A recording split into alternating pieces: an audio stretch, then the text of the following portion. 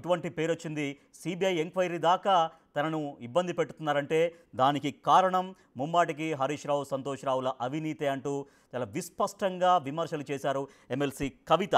So ఒకసారి మరి BRS నుంచి ఎటువంటి కౌంటర్ రాబోతుంది, బీఆర్ఎస్ నుంచి ఎటువంటి రియాక్షన్స్ రాబోతున్నాయి చూడాలి. ప్రస్తుతం మనతో లైవ్లో జాయిన్ అవుతున్నారు బీఆర్ఎస్ పార్టీ సీనియర్ నాయకులు, మాజీ శాసనసభ్యులు, కవి, గాయకులు రసమయి బాలకిషన్ గారు. బాలకిషన్ గారు నమస్తే. నమస్తే భయ్య. ఎస్ బాలకిషన్ గారు, ఇక మీరే first reaction big TV. MLC Kavitha, ya of course ఇప్పుడు ఎమ్మెల్సీకి రాజీనామా చేశారు కానీ ఎస్ కవిత ప్రెస్ మీట్ మొత్తం ఆశాంతం గమనించి ఉంటారు. కేవలం టార్గెట్ హరీష్ రావు, టార్గెట్ సంతోష్ రావు. సో ఆమె చేసినటువంటి ఆరోపణలు నిజమేనా వాళ్ళిద్దరి పట్ల? ఇప్పుడు ఆమె చేసినటువంటి ఆరోపణలన్నీ అబద్ధాలే అని ఆమె మాట్లాడుతున్నప్పుడు ఆమె ముఖమే చెప్తా ఉన్నది. ఎందుకనంటే ఆమె మాట్లాడుతున్నాయి అబద్ధాలు. ప్రతి వాళ్ళు కూడా పార్టీ క్రమశిక్షణను ఉల్లంఘించినాక పార్టీ సస్పెండ్ చేసి బయటకు వెళ్ళిన వాళ్ళు ప్రతి వాళ్ళు మాట్లాడినట్టుగానే ఆమె మాట్లాడింది. కాబట్టి సస్పెండ్ అయిన తర్వాత అట్లాంటి వాళ్ళ మాటలకు ఎక్కడ నిజాయితీ ఉంటుంది, ఎక్కడ నమ్మే పరిస్థితి కూడా ఏం లేదు. ఎందుకంటే ఆమె కూడా తెలుసు ఆమె మాట్లాడుతున్న అబద్ధాలు అనేది. నిజంగా జనం ఆమె మాట్లాడుతూ ఉంటే నవ్వుకుంటా ఉన్నారు. నేను కూడా మొదటిసారి చూస్తూ ఉన్నా, ఆమెను గతంలో చూసినా ఇప్పుడు కూడా చూస్తూ ఉన్నా. ఆమె కేవలం తనను తాను ప్రొటెక్ట్ చేసుకోవడానికి కోసం మాట్లాడుతున్న మాటలే తప్ప ఎదుటి వాళ్ళు తెలంగాణ ఉద్యమం మొదటి నుంచి కూడా ఈ రోజు వరకు కూడా తెలంగాణ ఉద్యమంలో వాళ్ళ త్యాగాలు ఉన్నాయి, వాళ్ళ కష్టం ఉన్నది. కేసీఆర్ గారిని తెలంగాణ ఉద్యమ నాయకునిగా వాళ్ళు నీడలాగా కాపాడుకున్నటువంటి వ్యక్తుల గురించి ఆమె చాలా నీతిగా లేవు మాటలు. ఇక నేను ఒక మాటలో చెప్పాలనంటే ఆమె మాటలకు అర్థం లేనటువంటి మాటలు మాట్లాడింది. కాబట్టి మేము ఇంకా కూడా వాస్తవంగా మాట్లాడడం కొంచెం బాధ అనిపిస్తుంది. ఎందుకనంటే కేసీఆర్ గారి బిడ్డగా ఆమెకు ఎనలేనటువంటి గౌరవం ఇచ్చినాము. ఆమె బతుకమ్మ ఎత్తితే ఈమెనే గౌరమ్మలాగా గౌరవించినటువంటి తెలంగాణ సమాజము ఇవాళ కేసీఆర్ గారి గురించి అది తెలియదు. కేసీఆర్ గారు వీళ్ళ మాటలు, ఒకరి మాటలు నమ్మే పరిస్థితుల్లో కేసీఆర్ గారు ఉంటారు. అంత తక్కువ చేసి మాట్లాడడం అనేది మాకు చాలా ఇబ్బందికరంగా ఉన్నది. వాస్తవంగా ఇప్పటికీ కూడా నా వలన కొన్ని పొరపాట్లు జరిగినాయి, నన్ను క్షమించు నాన్న అని అంటే నిజంగా మేమందరం కూడా ఆమెకు ఎప్పటిలాగానే మేము గౌరవించే వాళ్ళం. కానీ ఆమె మాట్లాడే మాటలు చూస్తా కానీ బాలకృష్ణ గారు మీరు అంటారు ఆమె అంటే మాట్లాడుతున్న సమయంలో ఆమె మొహం చూస్తేనే అన్ని అబద్ధాలు చెప్పిందని మీరు అంటున్నారు. కానీ చాలా కాన్ఫిడెంట్గా, చాలా ఆవేదనపూరితంగా మాట్లాడారు, ఒక గద్గద స్వరంతో మాట్లాడారు, చాలా ఎమోషన్తో మాట్లాడారు. ఎమోషన్తో మాట్లాడుతున్నప్పుడు వాస్తవాలే జనరల్గా బయటకు వస్తాయంటారు కదా. నటించే వాళ్ళకే గద్గద స్వరాలు ఉంటాయి సార్, జీవించే వాళ్ళకు ఉండయి. నేను 100% చెప్తా ఉన్నా. ఆమె ఒక స్క్రిప్ట్ ప్రకారం మాట్లాడుతూ ఉన్నది.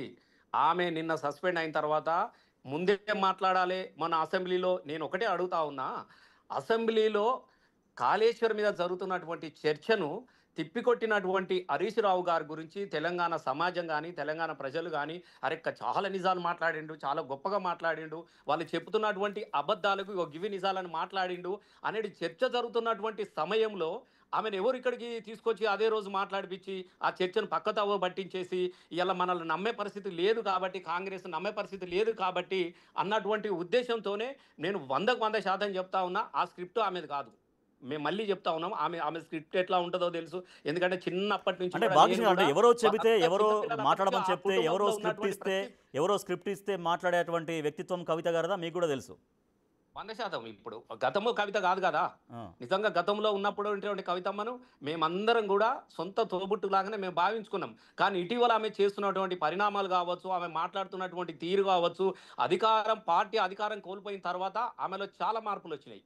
ఎందుకనంటే గతంలో అధికారాన్ని ఉన్నటువంటి కవితమ్మ గారు ఇవాళ అధికారం పోయిన తర్వాత మళ్ళీ అధికారం వైపు అర్రులు చాపుతున్నట్టుగానే మనకు కనబడతా ఉన్నది. ఏదో ఒక అధికార పార్టీతోని అంటగాగుతున్నట్టుగానే కనబడతా ఉన్నది. వాళ్ళ మాటలు ఈమె మాటలుగా మాట్లాడినటువంటి సందర్భాలు కోకొల్లు ఉన్నాయి. అయినప్పటికీ కూడా పార్టీతో మమేకమైనటువంటి సంబంధాలే కాకుండా కేసీఆర్ గారు అన్నటువంటి ఒక బిడ్డతోని మేము చాలా మంది మేము మౌనంగా ఉన్నాం. మామూలుగా అనేక రకాలైనటువంటి విషయాలలో కావచ్చు. కానీ ఇటీవల ఆమె చేస్తున్నటువంటి పని ఏదైనా ఎంతగానో ఉంటుంది. ఇప్పుడు కేసీఆర్ లాంటి వ్యక్తి చెప్పినటువంటి ఒకే ఒక పదము, త్యాగాల పునాదుల మీద తెలంగాణ రాష్ట్రాన్ని నేను సాధిస్తా. ఈ త్యాగాలకు విఘాతం కలిగించినటువంటి నా సొంత కుటుంబ సభ్యులైనా కూడా నేను పార్టీ నుంచి బయటకు పంపిస్తా. తెలంగాణ రాష్ట్రాన్ని సాధించినటువంటి పార్టీని కాపాడుకోవాలి, పార్టీని నమ్ముకున్నటువంటి కార్యకర్తలే నా బిడ్డలు, నా ఆత్మీయులు అన్నటువంటి భావనతో ఉన్నటువంటి ఒక వ్యక్తికి ఇటీవల ఆమె మాట్లాడుతున్నటువంటి మాట ఎంత క్షోభను కలిగించడం మీ అందరు కూడా తెలుసు. అంటే తన వేదనకు గురి కాలేదంటున్నారా? పార్టీలో కొంతమంది వేధించారు, ఇబ్బంది అంటే తన మాటలో చెప్పారు. అంటే సామాజిక తెలంగాణ ఇంకా కావాల్సిన అవసరం ఉందనే పాయింట్ దగ్గర నుంచి తనని పూర్తిగా తన ఇప్పుడు వ్యాఖ్యల్ని సామాజిక వక్రీకరించారు. సామాజిక నిజంగా తెలంగాణ బీఆర్ఎస్ సామాజిక లక్ష్యం కాదా అనేది కవిత ఒక ప్రశ్నిస్తున్నారు. ఒక ఒక మాట ఒక మాట ఏ తెలంగాణ ఎట్లా ఉండాలనో కేసీఆర్ అనే వ్యక్తి తెలంగాణ రాష్ట్ర ఉద్యమాన్ని 14 సంవత్సరాలు నేను ఒక కళాకారునిగా వారితోని ఎన్నో రాత్రులు అసలు నేను వారితోని ఎన్ని సంవత్సరాలు ఎన్ని రోజులు వాళ్ళ ఆశయాలు వాళ్ళ ఆలోచన అని పంచుకున్న వ్యక్తిగా నేను చాలా విషయాలు కూడా ఆయన ఒక్కొక్కటి తెలంగాణ వస్తే ఏం చేయాలనే దాని మీద ఒక్కొక్కటి రాసుకొని 14 సంవత్సరాలలో ఒక అద్భుతమైనటువంటి తెలంగాణను సాధించి చేసినటువంటి వ్యక్తికి ఏం చెయ్యాలో అంత చెప్పే శక్తి కవితమ్మకు ఉన్నదా? మీరు చెప్పండి. ఏ తెలంగాణ ఎట్లా ఉండాలనో కేసీఆర్కి తెలియదా? ఇలా అంత సామాజిక తెలంగాణ మరి ఈమన నుండి సామాజిక తెలంగాణ ఎందుకున్న జాగృతి పార్టీకి అధ్యక్షురాలుగా నేను అడుగుతా ఉన్న సూటిగా వచ్చి ఒక సామాజిక నాలాంటి ఎవరో ఒకరు పెట్టు, ఓ బహుజనుని పెట్టి, ఓ దళితుని పెట్టి నడిపేనుంటివి. మరి నువ్వు పదవులో అంటగాకుండా సామాజిక తెలంగాణ వైపు నేను పోరాటం చేస్తున్నా, మీరు చేయాలనే నీ పోరాటంలో నిజాయితీ లేదు. నేను ఒకటే చెప్తా ఉన్నా, మేము నిజంగా చెప్తా ఉన్నాం. ఇట్లా అనడం కూడా నాకు కొంచెం ఇబ్బందిగా ఉన్నది. ఆమె కొన్ని అంశాలను ప్రస్తావించింది, కొన్ని అంశాలలో నేను కూడా ఉన్నా, దానిని ప్రత్యక్షంగా ఉన్నా. అంత అబద్ధాలు చెప్తా ఉంటే నిజంగా నాకు ఆశ్చర్యం వేస్తూ ఉన్నది. ఇప్పుడు హంపిలో వాళ్ళు జగదీశ్వర్ రెడ్డి గారి కొడుకు అమెరికా పోతా ఉంటే ఆయన పెడతా ఉంటే వాళ్ళ ఫ్యామిలీ, వాళ్ళ అన్న పిల్లలు, వాళ్ళ తమ్ముల పిల్లలు, వాళ్ళ అక్క పిల్లలు, అలా మన శేఖర్ అన్న కూడా ఉన్నారు, జర్నలిస్టులు శేఖర్ రెడ్డి గారు ఉన్నారు, వల్లం నారాయణ ఉన్నారు, శంకర్ అన్న ఉన్నాడు, నేనున్నా, క్రాంతి కుమార్ ఉన్నాడు, కిషోర్ ఉన్నాడు, జూలూరు గౌరీశంకర్ ఉన్నాడు. మేము ఇట్లాంటి వాళ్ళు లైక్ మైండ్ చిన్నప్పటి నుంచి జగదీష్ వాళ్ళు లిఫ్ట్ నుంచి వచ్చిన వాళ్ళం. మీ అందరికీ తెలియని విషయాలు, మీరు అందరూ గమనించిన విషయాలు తను తెలుసుకుందేమో, తను గమనించిందేమో. నేనేమంటే అట్లాంటి విషయాన్ని కూడా ఆమె నేను ప్రత్యక్షంగా ఉన్నా కాబట్టి మీరు కొంచెం కెమెరా వెనక్కి వెళ్ళండి. మన బాలకృష్ణ గారు మీరు బాగా టైట్ ఉంది మీ ఫ్రేమ్, కొంచెం దూరం పెట్టుకోండి ఫోను. అండ్ అదే అంటే మీరు అందరూ గమనించని, మీరు అందరూ తెలుసుకున్న విషయాలు తెలుసుకున్నారేమో కవిత.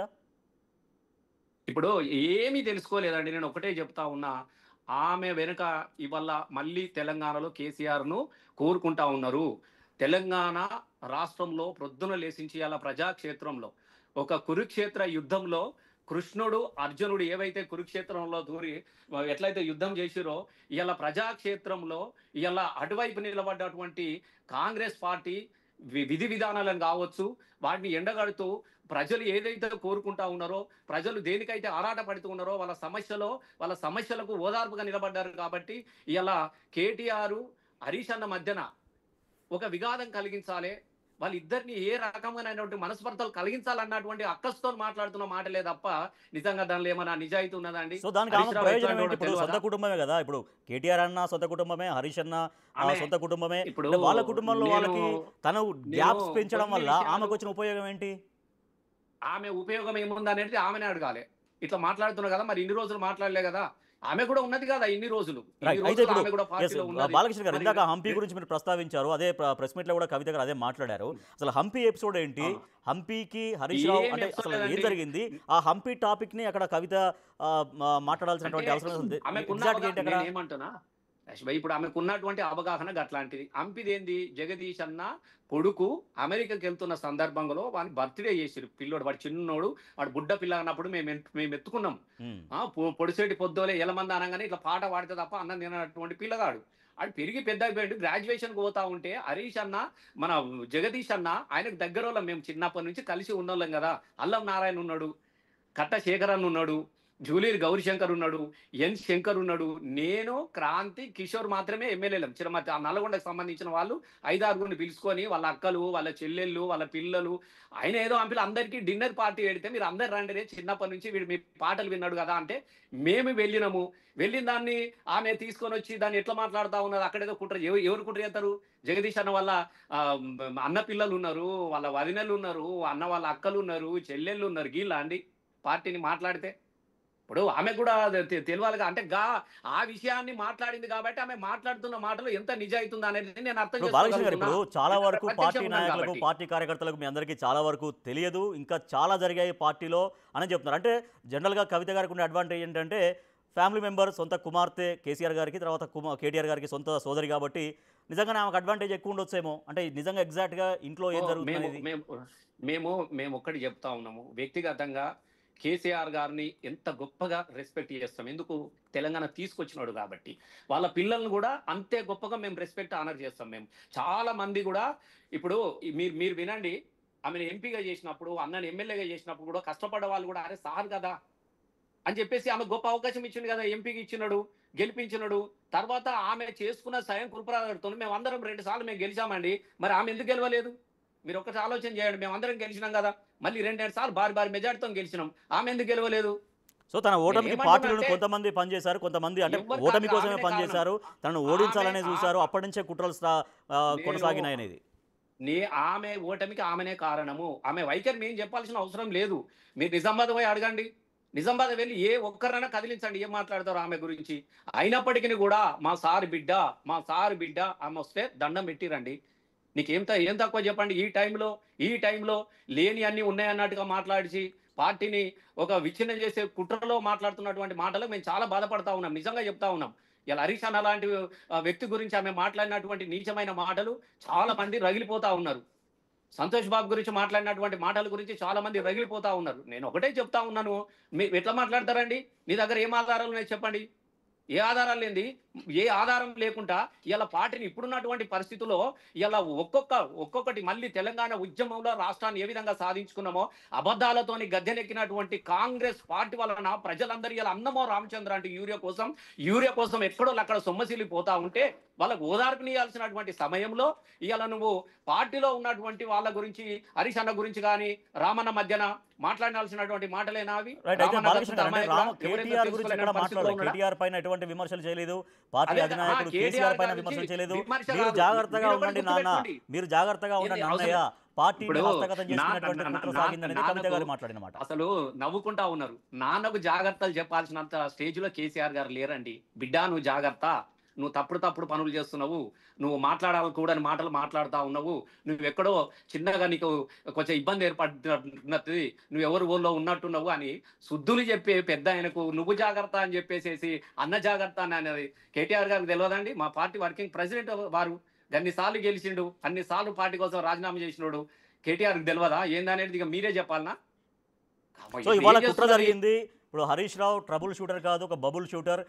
సమస్యను ఆయనే సృష్టిస్తారు, ఆయనే పరిష్కారం చేసే ప్రయత్నం చేశారంటూ ఇప్పుడు ఉదాహరణగా హరీష్ ఒక నిమిషం, ఉదాహరణగా doctor Shravan, Dasoju Shravan MLC elect సమయంలో ఇంకొక పార్టీ అభ్యర్థిని రంగంలోకి దించే ప్రయత్నం జరిగింది. అది నేను కేసీఆర్ గారికి చేరవేశాను, అది ఏం లేదన్నారు. మళ్ళీ నేను ఇవన్నీ చెప్పారు. అంటే ఇట్లా చాలా వరకు ఇప్పుడు జరిగాయి. సమస్యను సృష్టిస్తారు, సమస్యను సాల్వ్ చేసినట్టు చేస్తారనేది.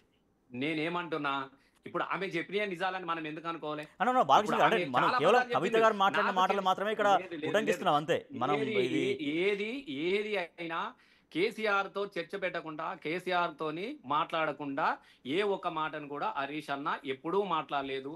ఆయనే మొదటి నుంచి ఈ తెలంగాణ పార్టీ 2001లో పెట్టకముందు అటు హరీష్ అన్న ఉన్నాడు, నేను ఉన్నా, గన్ని సంవత్సరాల నుంచి సారు కాళ్ళల్లో మెదిలే సంటి పిల్లలాగా మేము మెదిలిన వాళ్ళము.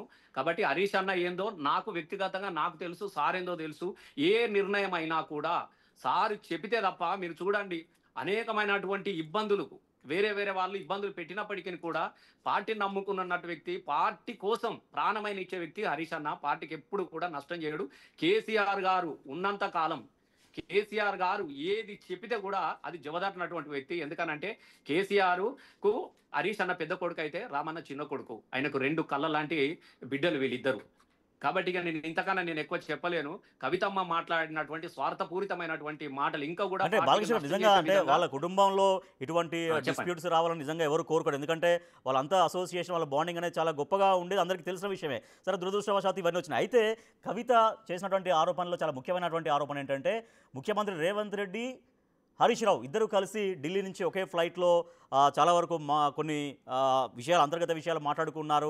సో దాని తర్వాతనే, వాళ్ళ మీటింగ్ తర్వాతనే, వాళ్ళ ప్రయాణం తర్వాతనే నా పైన కుట్రలు సాగాయి. మరి ఎవరికి చెప్పారు, ఏం చెప్పారో అవన్నీ కూడా అనుమానాలు వ్యక్తం చేశారు. మీరు ఇంతగా ఒక మాట వినండి. ఇంతకన్నా చిల్లి మాట ఇంకొకటి ఉన్నది నాకు తెలిసి. హరీష్ అన్న రేవంత్ రెడ్డి, అసలు రేవంత్ రెడ్డికి కాళ్ళల్లో కట్టేవాళ్ళనంటేనే హరీష్ అన్న పేరు చెప్తాడు. ఇలా హరీష్ అన్న పేరు తీయకుండా, రామన్న పేరు తీయకుండా ఇలా రేవంత్ రెడ్డి బతికే పరిస్థితులే లేదు. అట్లాంటి హరీష్ అన్న పోయి ఆయన దగ్గర మోకరిల్లిండు అనే మాట అనేది ఆమె విజ్ఞతకు వదిలేస్తున్నాం. ఇట్లాంటి మాటలు కూడా మాట్లాడద్దు ఆమె. హరీష్ అన్న వ్యక్తిత్వం అనేది ఇలా తెలంగాణ ప్రజలకు తెలిసిందే. కాబట్టి ఇలా హరీష్ అన్న గురించి కవితమ్మ వచ్చి ఇట్లా చెప్పంగానే నమ్మే పరిస్థితి. ఇంకోటి కూడా చెప్తా ఉన్నా, ఆమెకు అసలు నైతికత అనేది లేదు. నేను 100% చెప్తా ఉన్నా. ఇంత పెద్ద మాట కూడా మాట్లాడుతా ఉన్నా. అసలు ఆమె చేసిన దానికే కదా మేము ఇన్ని ఇబ్బందులు పడతా ఉన్నాం. మేము ఎంపీ ఎలక్షన్లలో ఆమె చేసినటువంటి పనికే కదా మేము తల వంచుకొని నడవాల్సినటువంటి పరిస్థితి ఉండేనండి. మొత్తం తెలంగాణ సో ఉద్యమంలో అక్రమ కేసులు బతుకమ్మ పెట్టారు, అక్రమ ఎత్తినటువంటి కేసులు ఫోటో పెట్టి వేధించారని. అంటే ఆమె నేను చేసిన ఒకటి పని అంటే చెప్తున్నా, ఇప్పుడు బతుకమ్మ ఆమె నిజంగా లిక్కర్ స్కామ్కు పాల్పడింది అని అంటున్నారా మీరు ఇప్పుడు బీఆర్ఎస్? ఇప్పుడు నేనేమంటున్నా, ఉన్నదా లేదా అనేది ఇప్పుడు మీరు ఏమన్నారంటే ఆ పని వల్లే బీఆర్ఎస్కి నేను ఇబ్బంది ఇప్పుడు అదే అయిందన్నారు. మాట అడుగుతున్నా. ఎస్, నేను ఇప్పుడు నేను మిమ్మల్ని కూడా సూటిగా అడుగుతా ఉన్నా.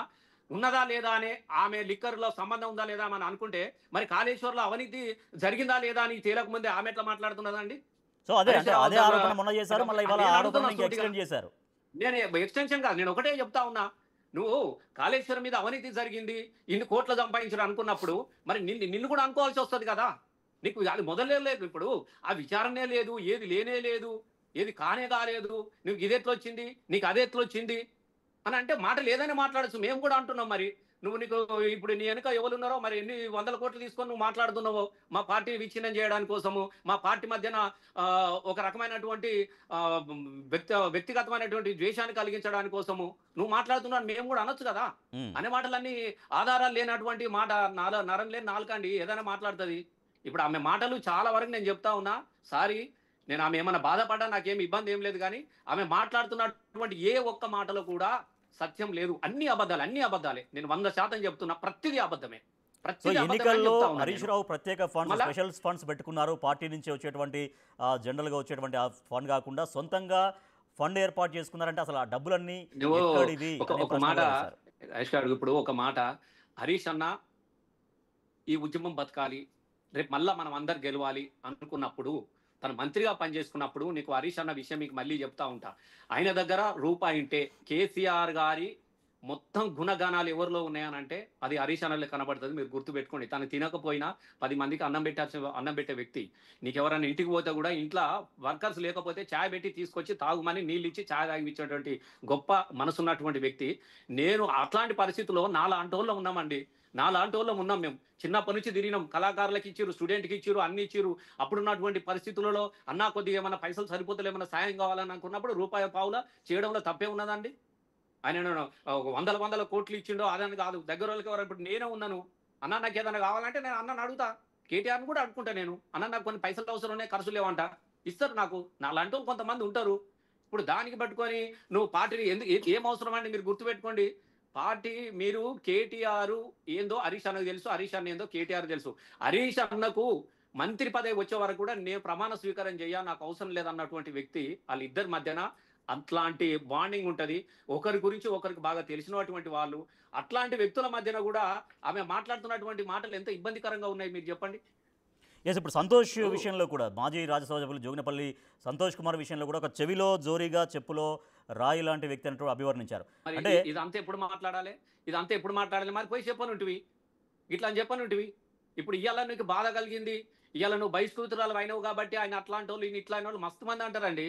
మాకు మస్తుగా సో తెలుసు. వాళ్ళ కూడా మేము మంచి కూడా బాండింగ్ మస్తు ఉండే బాలకృష్ణ గారు. మాట్లాడచ్చు. సో అందరికీ తెలుసు, నాకు కూడా తెలుసు కాబట్టి అడుగుతున్నాను. అంటే ఇప్పుడు రాఖీ కట్టినప్పుడు కూడా కేటీఆర్ గారు ఎంత క్లోజ్గా ఉంటారో సంతోష్ కూడా అంతే ఆప్యాయంగా అందరూ ఉండేవాళ్ళే. కానీ ఇంత స్థాయిలో ఆరోపణలు చేశారంటే ఇది కూడా చెప్తున్నా.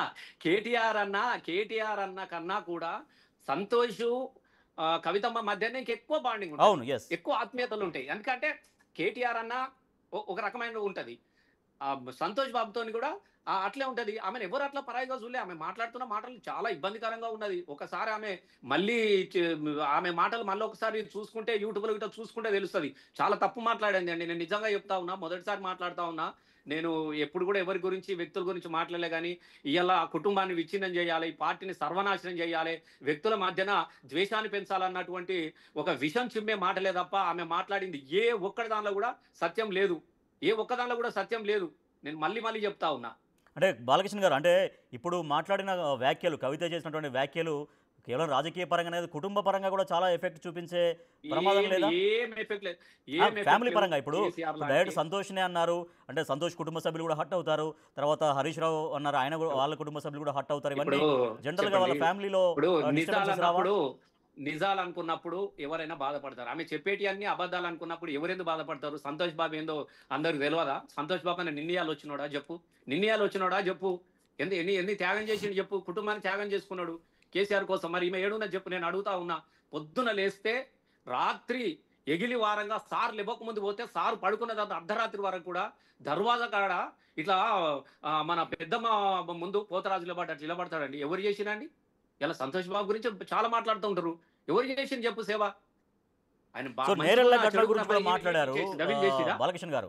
నేరెళ్ల ఘటన విషయంలో అప్పుడు దళితులను 7 దళితుల్ని చాలా తీవ్రంగా ఇబ్బంది పెట్టడంలో సంతోష్ ఫోన్ చేసి చెప్పడం వల్లే చాలా వరకు ఇబ్బంది పడ్డారు. ఆ కుటుంబాలు ఇంకా ఇప్పుడు వేదనలోనే ఉన్నాయి. వాళ్ళు ఇప్పుడు ఎక్కడ ఏం పని చేసుకోకుండా ఉన్నారంటూ గతంలో కాంగ్రెస్ వాళ్ళు కావచ్చు, గతంలో బీజేపీ వాళ్ళు కావచ్చు, ఏవైతే మాట్లాడేదో ఆ ఘటన దాని గురించి మాట్లాడారు. దళితుల పైన చాలా తీవ్రంగా థర్డ్ నేను డిగ్రీ అమ్మ చేయించారనేది. ఇక నేను ఒకటి విషయాన్ని మాట్లాడుతా ఉన్నా. నేను కూడా దళితునే. నేరాల అనేది నాకు కలిసే ఉంటది. నా ఎల్లంతకుంట నియోజకవర్గం నాకు తెలుసు మొత్తం కూడా తెలుసు. మరి ఇన్ని రోజులు ఎందుకు మాట్లాడలేదు ఆమె? మరి ఎందుకు పరామర్శకు పోలేదు? నేను అడుగుతా ఉన్నా. ఇప్పుడు నువ్వు సస్పెండ్ అయిన తర్వాత సంతోష్ బాబు దళితుల మీద ప్రేమ వదులుకోవేయడము, దళితుల మీద ఓహో అని మాట్లాడుతున్నాం. మరి అప్పుడు ఎందుకు మాట్లాడలేదని అడుగుతున్నా నేను. ఆ రోజు ఎందుకు నీ జాగృతి ఉన్నది కదా, పోయి పరామర్శకు పోనిటి, నీకు కూడా వాస్తవాలు తెలిసేటి కదా ఎవరైంది అనేది. కాబట్టి అలా ప్రతిపక్షాలు మాట్లాడినట్టే ఇలా ఆమె మాట్లాడుతూ ఉన్నది. కాబట్టి ఎవరు మాట్లాడిస్తా ఉన్నారు?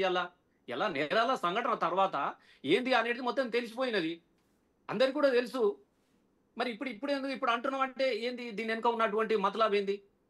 ఇప్పుడు చాలా విషయాలు ప్రస్తావించింది. 2009లో అంటుంది, 2016లో అంటుంది. అసలు ఒక్క మాటకు సంబంధం లేనటువంటి పరిస్థితిలో మాట్లాడుతాం. ఆమె కొంచెం కన్ఫ్యూజన్లో ఉన్నది. మళ్ళీ 2-3 రోజుల తర్వాత ఆమె మాటలు ఆమె ఏమన్నా సెట్ చేసుకుంటది కావచ్చు అని అనిపిస్తా ఉన్నది. ఎందుకనంటే ఆమె మాటల్లో సరి అయినటువంటి అది లేదు. అంటే ఆమె ఏం మాట్లాడాలనుకున్నదో మాట్లాడలేదు. ఏదో రైట్. ఒకటి పొద్దస్తమానము హరీష్ రావు మీదనో, సంతోష్ రావు మీదనో, లేకుంటే వాళ్ళ మధ్యన ఏదన్నా ఒక రకమైనటువంటి మాటలు కల్పించాలన్నటువంటి ఉద్దేశంతో మాట్లాడిన రైట్. మాటలే తప్ప అలా ఏ ఒక్కటి కూడా నిజాలు లేవు. ఆమె కూడా నిజాలు కావన్న విషయం కూడా ఆమెకు తెలుసు. Right. Thank you so much Rasamayya Balakrishna గారు. సో కవిత మాట్లాడిన మాటల్లో ఏమాత్రం వాస్తవం లేదు. కావాలనే ఎవరో మాట్లాడించినట్టుగా కవిత మాట్లాడారు. కానీ ముమ్మాటికి కవిత చేసిన ఆరోపణలో అసలు ఎంత మాత్రం వాస్తవం లేదు. హరీష్ రావు సంగతి అందరికీ తెలుసు, సంతోష్ విషయం అందరికీ తెలుసు. కాబట్టి ముమ్మాటికి కవిత చేసినటువంటి ఆరోపణలు పూర్తిగా అబద్ధం అంటూ బీఆర్ఎస్ పార్టీ చెబుతోంది.